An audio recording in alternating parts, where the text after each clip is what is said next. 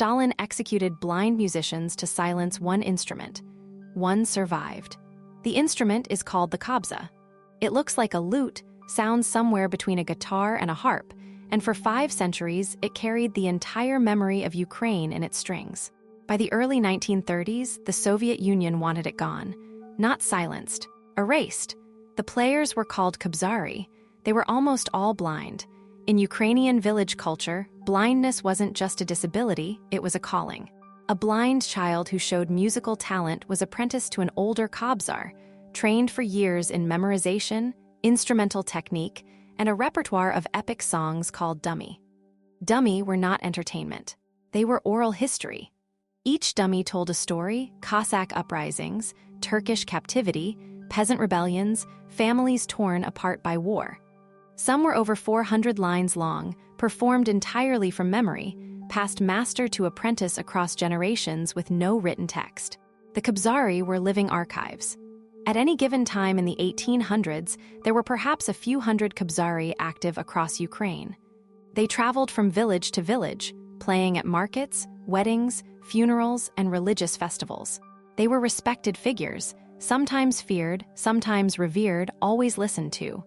When a Kobzar arrived, people stopped what they were doing, which leads to the sound itself. The Kobza had between 6 and 20 strings, depending on the regional variant. Some strings were plucked for melody, others droned continuously underneath, creating a haunting, layered resonance. Ethnomusicologists who later analyzed surviving recordings described it as neither major nor minor, a modal sound that doesn't map cleanly onto Western scales.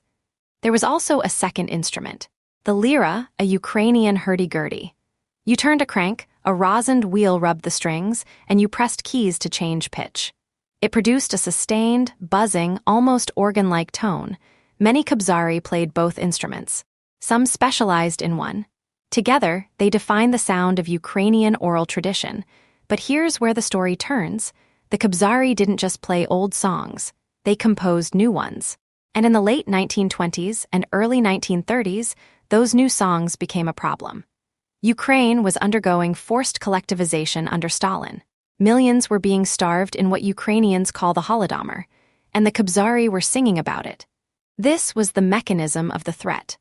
A Kobzar could walk into a village market, sit down, and within minutes have 200 people listening to a song about grain being seized, about children dying, about officials lying.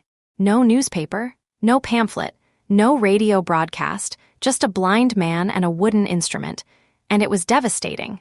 The Soviet authorities understood something most people miss about music. A written protest can be confiscated. A printed newspaper can be shut down. But a song memorized by a blind man who can travel anywhere, that's nearly impossible to censor. You can't burn a melody that lives in someone's head. So the crackdown began. In 1930, Soviet officials started requiring Kobzari to register with local cultural committees. They were told their repertoire had to be reviewed and approved. Songs that mentioned Cossack independence, religious themes, or criticism of Soviet policy were banned. Kobzari who complied were allowed to perform sanitized versions. Those who didn't were watched. Many refused. The dummy were sacred. They were the words of ancestors, and altering them was considered a betrayal. One Kobzar reportedly told a Soviet censor, "These songs were old when your country was young." He was arrested shortly after. His fate is unknown. This was the pattern: resistance, then disappearance. Which brings us to 1933. The most commonly cited account, preserved by Ukrainian émigré historians and later corroborated by dissident researchers in the 1980s, describes a Congress of Kobzari organized in Kharkiv, then the capital of Soviet Ukraine. It was framed as a celebration. Kobzari from across the country were invited to perform, to be honored. The invitation promised recognition. After years of harassment, many Kobzari saw it as a sign that the state was finally acknowledging their importance. They traveled by train, by cart, on foot. Some walked for days. Blind men with kobzas and liras converging on a city that was preparing to kill them. According to the accounts, the Kobzari were housed in a dormitory, fed, and told they would perform over several days at a formal concert. They rehearsed. They played for each other. For some, it was the first time in years they'd been in a room with other Kobzari. They shared songs, compared techniques, talked about the old days. Then, on the night before the scheduled concert, Soviet secret police entered the dormitory. The Kobzari were taken. Some accounts say they were executed in the basement of the building. Others say they were transported outside the city and shot. The exact number is debated. Estimates range from dozens to over 300. But the pattern was consistent. Not every Kobzar in Ukraine attended the Kharkiv Congress, but the event functioned as a template. Over the following months and years, Kobzari who hadn't been at Kharkiv were tracked down through registration lists, denunciations, and informant networks. They were arrested, imprisoned, sent to gulags, or simply shot. The instrument that had carried Ukrainian memory for 5 centuries was being systematically decapitated. And then came the physical erasure. Kobzas and liras were confiscated. Some were burned. Some were broken and thrown into rivers. Museum collections were purged. Recordings made by Ukrainian folklorists in the 1920s, some of the only audio documentation of authentic Kobzar performance, were removed from archives. It wasn't enough to kill the players. The sound itself had to disappear. Which leads to a detail that's easy to overlook but critical. The Kobza wasn't just an instrument, it was a construction of specific regional craft. Different villages had different string configurations, different body shapes, different tuning systems. When the Kobzari were killed and the instruments destroyed, that knowledge died with them. You couldn't rebuild a Kobza from a manual, because no manual existed. By 1938, the Kobzari tradition was effectively broken. Soviet cultural policy replaced authentic folk music with state-approved ensembles, performers in embroidered shirts playing sanitized versions of songs on standardized instruments. The Kobza was folded into a generic folk orchestra aesthetic. Its distinct voice, its modal tuning, its drone strings, its centuries-old repertoire. All of it was flattened into something safe and patriotic. During the German occupation of Ukraine in 1941 to 1944, there was a brief resurgence.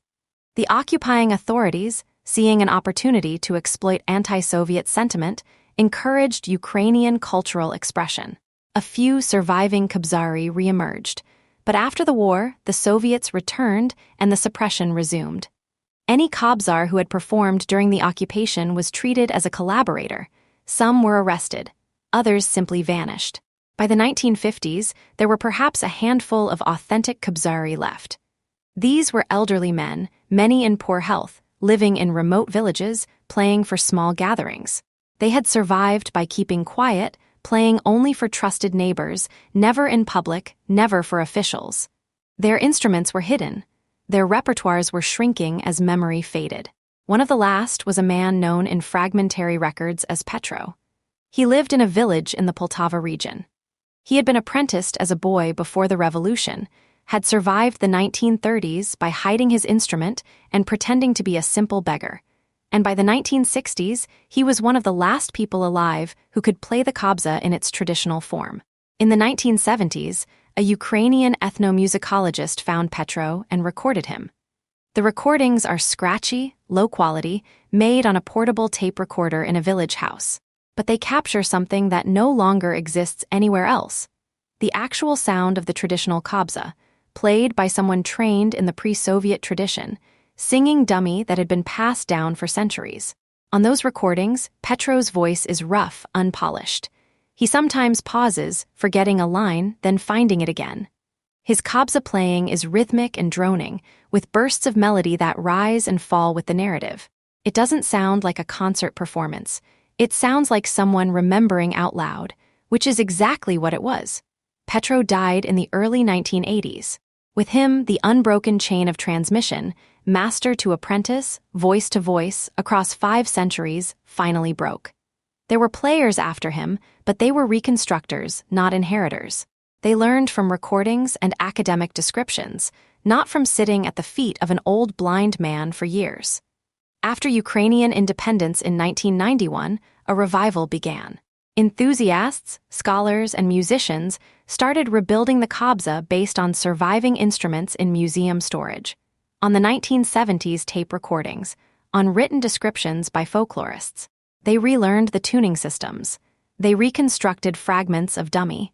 It was an extraordinary effort of cultural resurrection, and it continues today. But here's the honest truth. What was reconstructed is not what was lost. The revival Kobza is an approximation.